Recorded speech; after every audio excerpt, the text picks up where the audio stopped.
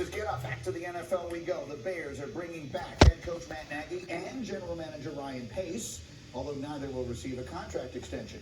Yesterday, the Bears chairman George McCaskey explained the decision, and in so doing, he left a lot of people asking the question, I'm sorry, what? I was impressed with both of them this past season, especially during the 6-game losing streak. Have mistakes been made?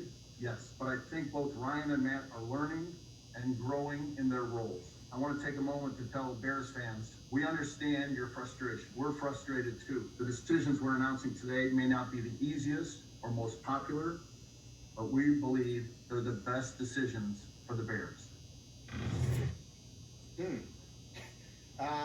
D-Wood, trying to read the look on your face. Go ahead, big fella.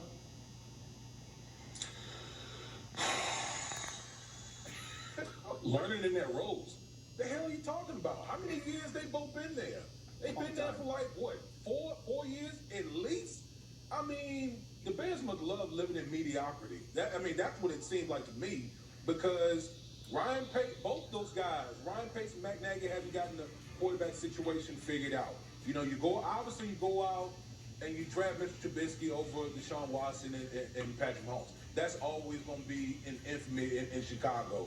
Then once that wasn't work out, then you bring in Nick Foles thinking that he was going to, run to the aid and be this big hero in Chicago. That didn't work. Okay, so you've had a couple bites at the apple trying to solve the quarterback position, and it just hasn't worked out at all. I don't know how many people get a couple bites at the quarterback position and still keep their jobs. It just doesn't make any sense to me. You know, I've covered the sport a long time, Dominique, and I've never heard anyone say they were impressed with the coach when he lost 6 consecutive games. That's not something I can... At first listen, it sounds absurd, and I wish someone would have asked some follow-up questions to ask him specifically what he's talking about. But during a losing streak is when you really find out about people. So I don't think it's as absurd as it sounds, and I think sticking with them is a fair choice to make. While you say they had many bites at the apple, like they drafted one quarterback. That quarterback, they got him to the Pro Bowl, and they went 25-13 with that quarterback, who we all recognize isn't that good. I think the Nick Foles decision was a good one. Hold on, let me finish. I'm not caping for Mitchell Trubisky. I am saying that the decision makes sense to me, which I think is impressive what they've done with Mitchell Trubisky in that time. It's not as if they don't know how to draft. Like you can say Amos, Mooney, Coney, or Cohen, Montgomery, Smith. Like, they have drafted well. Their defense is second in the league over the past 3 years. They went to the playoffs twice. They haven't had a losing season. So I understand that Mitchell Trubisky was that Mitchell Trubisky draft was an enormous mistake. But that is one poor decision from an organization that seems like they have a reasonable process. The Nick Foles attempt was an attempt. It was a wild swing. It didn't work out. That's what happens in football. So I respect the idea that one particular owner in this case is not just going on the whims and following the feelings of the fans and like, oh, we lost, throw everybody out. It's like, all right, we lost. Let's think about why we are losing. Can I push back a touch on 2 of those thoughts? One of them is they developed Mitchell Trubisky so well that they benched him this season while he had a winning record, and they didn't pick up his 5th-year option. And then the other is when you say that you find out about people during 6-game losing streaks, I would think that during a losing streak, the coach's most important job would be to find a way to stop it as opposed to keeping everyone calm together. So those are the 2 parts of that I'm a little confused by. Hey, Greeny, let me ask you a question. Let me ask you a question. Are the Bears, listen, everybody knows their chief rival is the Green Bay Packers. Are they any closer competing with the Green Bay Packers? No, they're not. Okay, so I can't. I think that Lewis probably has some good insight on this given his background, but I can't speak to you about what he showed during that 6-game losing streak. But they didn't make the playoffs out of that. Like, I'm not in the building, but I do believe that you find out a lot more about people when things are going poorly than when things are going well. So I respect that as a statement. I do think that, I understand your point about Mitchell Trubisky. I think they overachieved with Mitchell Trubisky. They got Mitchell Trubisky to the Pro Bowl. They got to the playoffs with Mitchell Trubisky twice.